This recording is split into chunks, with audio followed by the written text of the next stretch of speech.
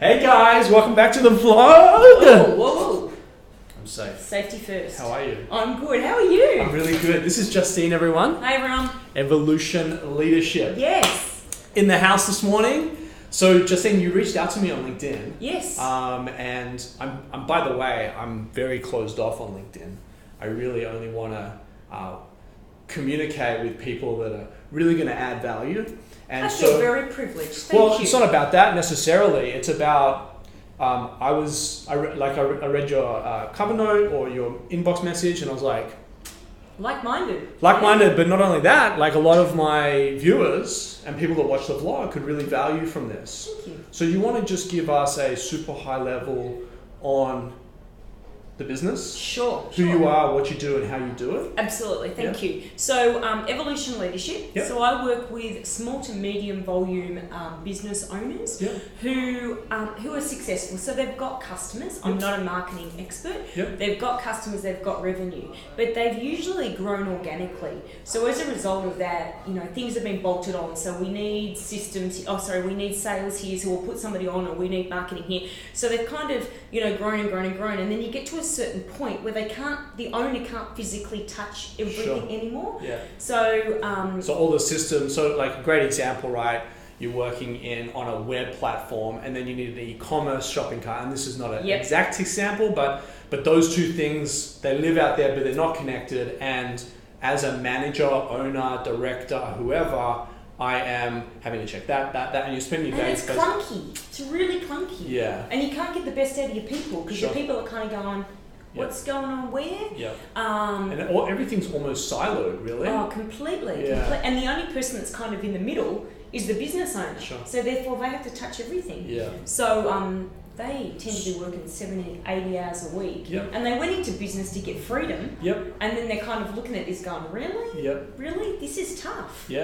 So what do you do? So a great example from a personal experience is my, back in the day when I started my first business, Petlu, I really didn't think about the sort of like the net that I wanted to cast. I sort of like added all these building blocks, and then created a level of instability as we then exploded, and we had to go into logistics centers and a whole bunch of EDI integrations and stuff like that. And so peeling it back and sort of that was a great business. Starting this business, I've actually thought about all the way to the end. And then, so is that what you are focusing with? Absolutely. So most businesses or business owners are exactly like you were with your first one. I'm kind of learning as I'm going, and I'm doing the best I can do. But then with insight, you kind of go, I do that a little bit differently.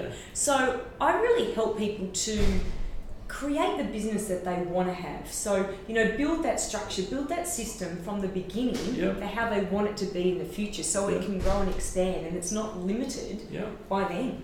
So a lot of processes in the US, like a lot of process implementation. It is, absolutely. I'm a people person. And so it kind of goes processes and people. Hang on, they're not working together. That's where I was kind of going. Absolutely. So, if you become too process driven, you become very robotic, and you actually become disconnected from the market. And that's not what this is about. Because I find that lots of people are people, or they're process people. What I believe in is you've got to have the right systems and processes in place to get the best out of your people. But that does not, I've got goosebumps. That does not mean no connection. There has to be connection. I agree. So for me, it's about... So it's a balancing act? Absolutely. And how do you get the strategy out of your head into everybody else's and build everything behind it so they can be successful? So I think it makes... So firstly, from experience, absolutely makes sense. I think as you guys are listening and watching in on this, I think it's critical to not just bury yourself in the business, but almost stay helicopter just a little bit. Not too helicopter that you're completely disconnected, but just sort of come out of the business a little bit and understand the environment in full. And then really think about, I think the furthest point and how to then start back to, hey, this is where I'm physically at. The furthest point is 200 steps that way. It takes me, 5 years to hit that and sort of like chisel back a little bit. Absolutely. You've got to know where you are today. Yep. And you've got to know where you want to be to work out how you can get from where you are today to where you want to be. Mission and vision. And so often I think business owners start with the vision. Yep. And then time comes in and we get really, really, really busy in the business. And you've got to take that step back and go, hang on, what am I aiming for? Totally. Yeah. I will link all of Justine's details below. You've had a lot of success with some of these smaller to medium businesses. Yeah. And I think the thing that I love about my job Yep. is I think the statistics around small business are disgraceful. Yep. And they shouldn't be where they need to be. And I think that business is a team sport. And I think that's completely evident with you guys. Sure. But so often business owners are doing it on their own. I couldn't agree more. In fact, if you ask me about my level of success personally, I run my business like a basketball team. Yeah. Because I grew up understanding the fundamentals of basketball. Yep. And have applied that in a very team-oriented environment. Yep. And so, guys, business is not, it is complex and it can be complicated, but it shouldn't be and it doesn't have to be. And if you don't know what you're doing, Yeah. and we can't know what we're doing in everything, then get help. Yeah. Get an expert who can help you in that bit. Yeah. And then you build your skills. What do they say? They say something. I'm not going to get this right. I'm so bad at quotes. I'm terrible. What do they say? They were rising ocean raises all boats. Correct. A rising tide. Thank you. Helps all boats rise. And actually, you know what? I actually said that Georgia Beatty, who used to be the CEO of Startup Victoria, who's now the CEO or managing director of Spacely for Real Estate Australia, I actually coined that in a PR interview. I was like, yeah, my friend Georgia, she said that. And Georgia's like, Toby, that's a fable. Like, I think somebody else said that before me. Way before me. But yes. I'll claim it. I'm happy for that. I couldn't agree more. Yeah. Part of, there's a semi-famous musician named Ben Lee. Yes. Okay. Right. He's from Bondi. I actually went to school with Ben. Wow. Have known him since he was young. My sister used to save a seat for him on the bus.